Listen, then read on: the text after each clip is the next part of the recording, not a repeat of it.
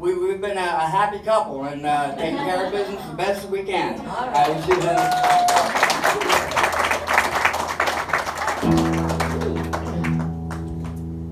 Don't have a fan club. Right now, we should start it. Right? Yeah.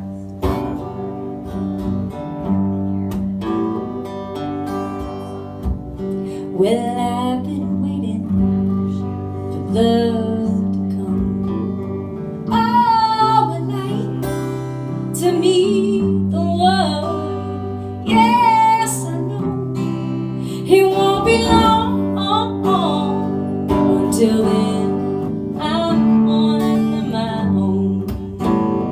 Life's so sweet, heart so warm. Honesty in all your charm. Yes, I know he won't be long until then I'm on my own. So many times I've been sad and blue, so wrong about so many of you. Love is kind and not untrue. Find a way right here till the love is good. I have opened, yes I have, my soul. So when I find you, I'll be sure. Yes, I know he won't be long until then I'm on my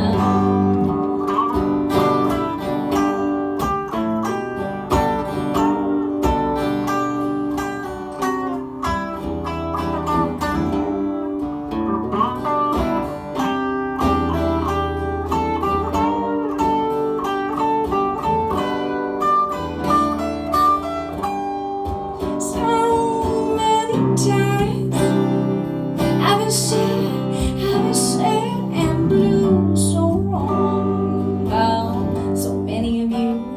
Love is kind and not untrue. Find a way right here till the love is good. I have opened, yes I have, of my soul.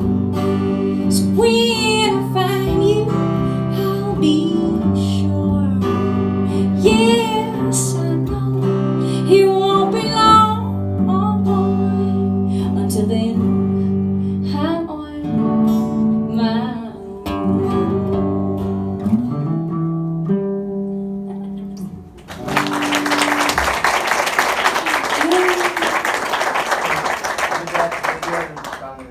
Okay, but I was going to tell them one thing because they're going to get bored. No, I'm just kidding. So back there in the very far, far back, I brought a little museum that is us. And whenever you feel like it or at the end or whatever, you can roll on back there. There's neat things. The first thing is that I found out later that my birth mother was a painter, and I don't think Dawn ever had a chance to know that because she was significantly older than Dawn. Really wanted to have a baby and thought that it might be something that would bring her wholeness.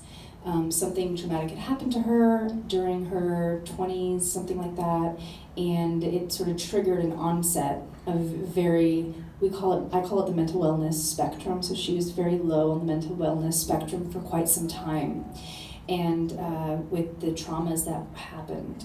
So eventually she ran into Dawn's father in a mental hospital, who helped get her released so that she had somewhere to go. And I think that for a long time she really wanted to have a child of her own, and because she was already a ward of the state, she really didn't have the future to have the chance to really raise a child. So Dawn's father was older than her, and he couldn't really offer up the creation side of the 23andMe. So eventually Dawn bonded with her, and they sort of came up with this plan, and then lo and behold, there I was. So in the process of that part of the story, a lot of people were very scared about it, and it was during an era that maybe a lot of you are very familiar with, the baby boomer type of era, in that the parents were mostly from the Depression and era, and they were just not about it. It was just, they were conservative, that was it, this was totally crazy. They were freaked out. So I was instantly taken away and put into an emergency holding, and then it just kind of traveled from there, spiraled. And so for many years, for like 3.5 years, I was moved around to different foster homes before eventually Mary Lou signed the release papers so that I could get adopted before it was a little bit too late. So I don't know, in some of the paperwork that I have from the legal cases, it doesn't really read clear, but it sort of suggests that maybe it wasn't her choice. Not really, like it wasn't her first choice. And I want to honor that piece, because if she was here today, she'd probably try to tell her own version. So I would honor that piece for anyone who might be holding that, where it really wasn't your choice, and it wasn't fair, and something was taken from you. And that's something that's very deep and painful and hard, and it doesn't come to light right away. It's almost like a life journey. And then, if you have the opportunity to reunite and it doesn't go well, that's fucking terrible. So that's also very difficult because you don't know where your child is. You don't know who raised them. You don't know the values, or you might. And then it's just not you. It's not what you would have wanted or what you would have thought, or maybe it's okay. Like in Don's case, he's such a blessing. And I personally feel very loved and lucky that I have the birth mother in spirit. I've always kind of felt that way, even though I never met her, and she died on the sidewalk like Don knew her. She died, just a heart attack from drugs. She started doing drugs later, actually. She wasn't using when I was invented. Don kind of was, but she wasn't. I think that happened later. And so I remember growing up feeling very empty and lost. Just lost, really. And I was in this family, they were Jews, like I was sent there, like my birth grandfather made sure that I was sort of genetically in some sort of ethnic way put into some family where the values system was similar. And ironically, it really was in one way. Like one way in a Jewish culture, separate from the whole faith religion thing, because I don't really think about it that way. I think of more like these tribal people that had this whole, if you're not familiar with it, it's not the same as like a religion only. There's a whole piece to it, like if you're from India and you have a relationship to Indian culture, you're Native American, or whatever you want to call it. So it's a whole thing. There's values, ethics, morals, there's a whole ritual, right? And so what's really interesting is my birth grandmother of my mother's side, birth mother's side, had a will and an estate from lineages, like really. And so when she died, my birth mother had a conservator who kind of helped her financially control and organize everything. So in a lot of ways, she was like this cash cream for Don's family, who always ever never had anything. And they collected lots of people in their extended family to help have something. And so Mary Lou kind of came with all these great perks and was always sharing. And when she passed away, what's really interesting is I was written in that estate. And I was a court case between a Colorado lawyer, because that's where like the lineage came, to LA, because I was raised in Los Angeles, Mary Lou was raised in Los Angeles, my birth grandparents both came from Denver to Los Angeles, and they were the first kosher meatpacking business and all this stuff. And so anyway, a lawyer from Denver and a lawyer from LA came together and fought the system. And it wasn't at the time where we were going to have like open records like they're talking about now in New York, and that's a whole other thing. And I don't know how I feel about all that, because I think everybody should have a chance to kind of decide if they want privacy, but you can get some things. I don't know, we'll see. But with this, there was never like you can inherit anything from a birth line. Like that didn't happen. And these lawyers fought and won a federal case to open up the possibility so that you could. And that's really amazing. So I guess I want to say that because I never met my birth mother or my birth grandparents, but they remembered of me.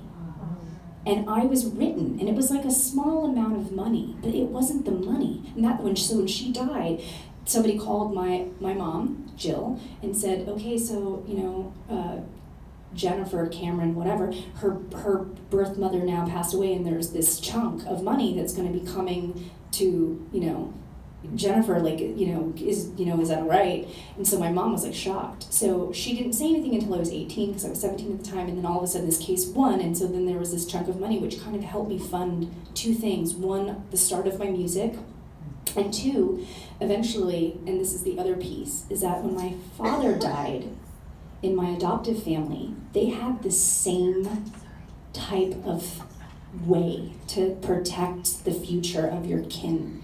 And they had written, and he had in his little will estate, that things go to my mother so that she doesn't have to remarry if she doesn't want to, and then I was taken care of. And my 3 older brothers, adoptive brothers. And it was just so interesting that all of them, whether they liked me or not, no, but they all thought of me. And I'm still wow, I better really start saving for my unborn children. But I mean, so it's not the money, but it's the sentiment is what I guess I'm getting at. And I think that it's so. You did a good job of that story. Yeah, he's ready for me to shut up now. He just wants to play music. Yeah. Well, I wanted to say that because I feel like if you have not reunified with your birth child yet, or you have and it didn't go well, or you're planning on it, or whatever your story is and gonna be, it's not about the money, but everyone has to know that we're all thinking of each other. And and even if there's pain or cloudiness, or I never had disappointment with Dawn or Mary Lou or blaming them. And some adoptees really feel that it sucked for them. And believe me, my mom and I do not have a peachy relationship. If there's the mother-daughter dynamic duo, we are like that. Don't give us baseball bats. We would suck at the game, but together. But then the other piece was that inheritance that came from Mary Lou's side. When my mother helped me get a condo, I took that savings and decorated the inside, because she was a painter and also an interior decorator who went to UCLA and never finished. I went to UCLA and finished, didn't even know that was sort of a thing. And then when I found Don, and he was kind of willing to ride this rodeo train, and finally kind of in a way adopted him, and now we live together, we're in that same space where the inside is because Mary Lou made that happen in a way that my grandparents made that happen, and the roof itself is because my parents made that happen, and then together we share the love. And I just think it's a little bit out there, but it's pretty cool. Right? So so back there's pictures of me in foster care, all the homes, because they kind of took pictures and sent them. And I even still know one of the foster parents that probably shouldn't have had me, that the police took me away from. And she followed me and really had a hard time losing me. And she came to one of my gigs, and I just sort of was like, it's cool. I recognize your voice because I can hear it from when I was 2. And I just remember you, and that's okay, it's okay. And she was really upset that she didn't get to keep me, and I'm like, you won, believe me, you won. So here it is. This is called Simple Mood. It's like finding a simple mood when I feel a melody capture the inside of me, feeling that I belong in a different time of day. I'll follow the hours as they pass by. Suddenly I'm caught in the middle of nowhere, where the sun don't shine, the moon don't glow at all. Between the break of day, new September dawn, I'll watch the seasons change, even when clouds don't belong. There's more of me to be a part of this cycle of evening rains and spinning stars in the sky. I want to lose control, to feel undefeated, but the dawn's too weak and I'm too strong to cry.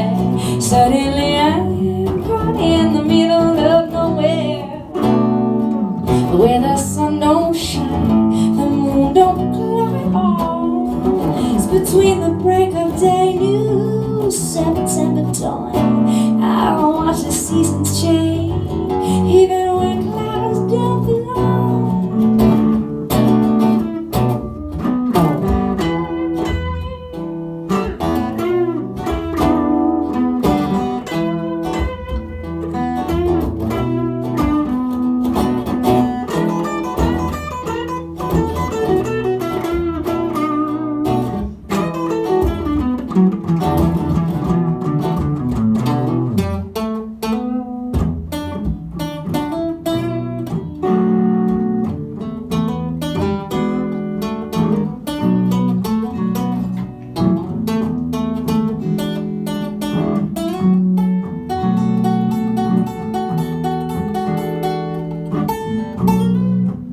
Suddenly I'm caught in the middle of nowhere, where the sun don't shine, the moon don't glow on. It's between the break of day, new September dawn. I watch the seasons change, even when clouds don't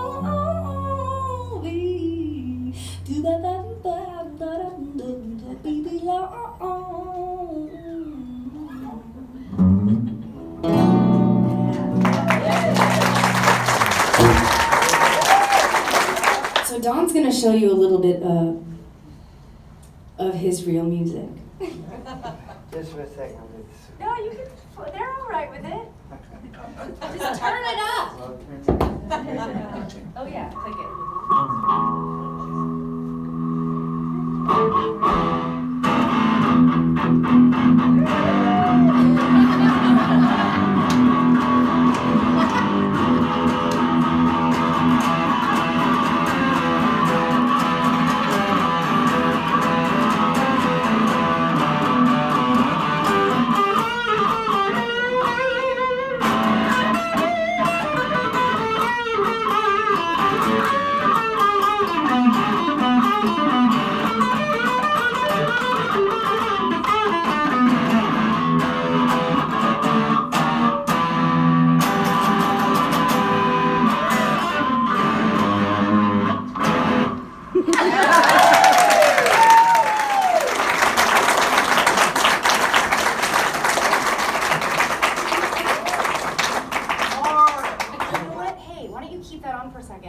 There's one more song. Do you remember Heaven?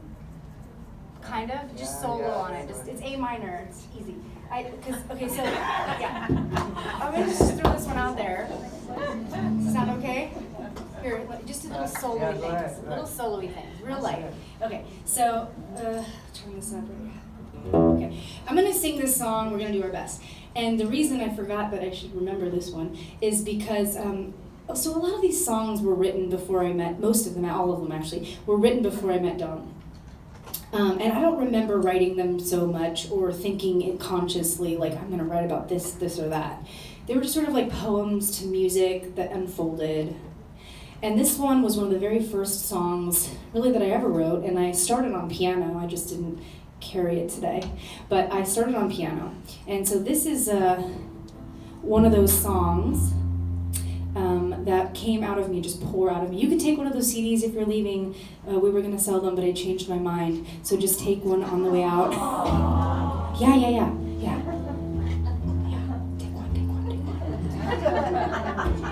don't want money? I'm gonna leave cash here. I think that we're already being so generous. Okay.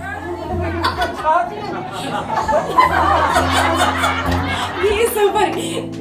That's so funny. Okay, anyway, this song, I think later looking back, was definitely written about the foster care system and kind of being stuck there. And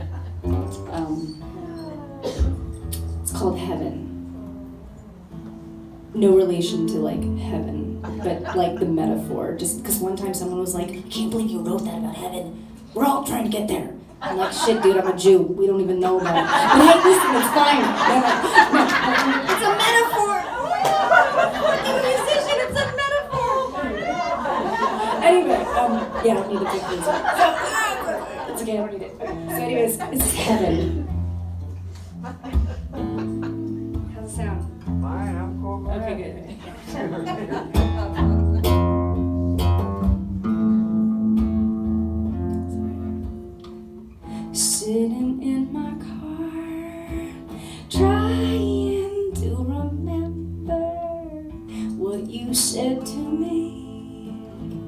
sitting next to me, spending our whole lives making up for what our parents did.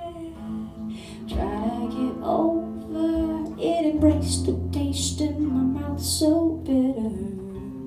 Heaven is a place I'm running from. Don't know why it's real, don't think I'll heal, don't wanna do what I should.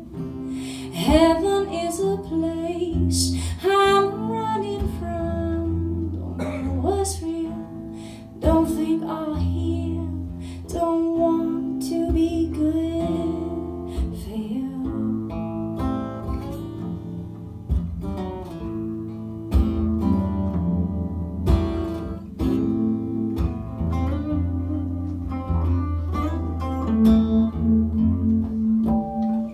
Embrace the silence, but I want you there, empty and screaming. Never know what it feels to give love while receiving.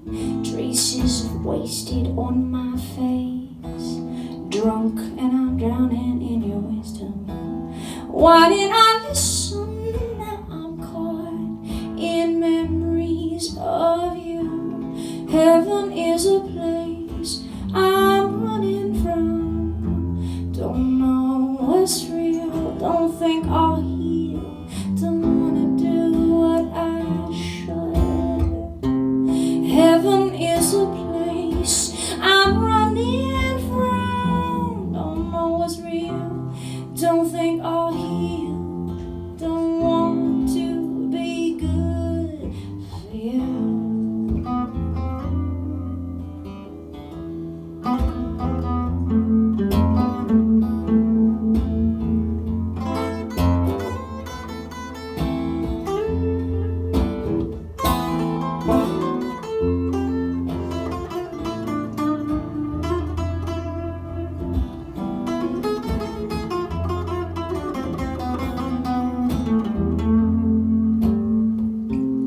Heaven is a place I'm running from. Don't know what's real, don't think I'll heal, don't wanna do what I should. Heaven is a place I'm running from. Don't know what's real, don't think I'll heal, don't want to be good for you. So thank you for having us tonight. We're gonna end on a high note. This song is called "Take the Pain Away," and it's sort of self-explanatory. But well, let's see what it says. In the middle of the night, in the middle of the day, take this pain away. In the middle of the night, in the middle of the day, somehow take this pain away. Living in a world where things are going wrong, something's gotta change. Never can be sure which way to run while we're living with the pain. You take innocent people, heroin, innocent people, send them on their way. Heroin, innocent people. You take innocent people, something's gotta change.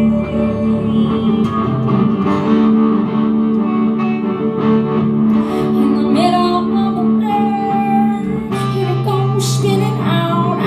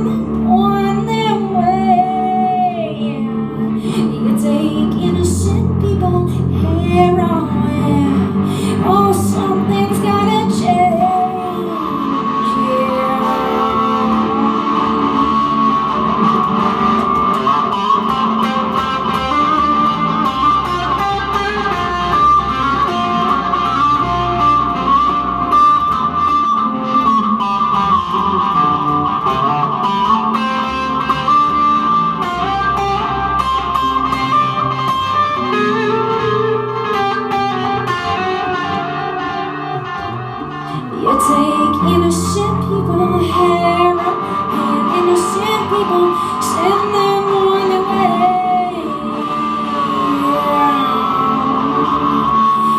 You take innocent people, you take innocent people and shove them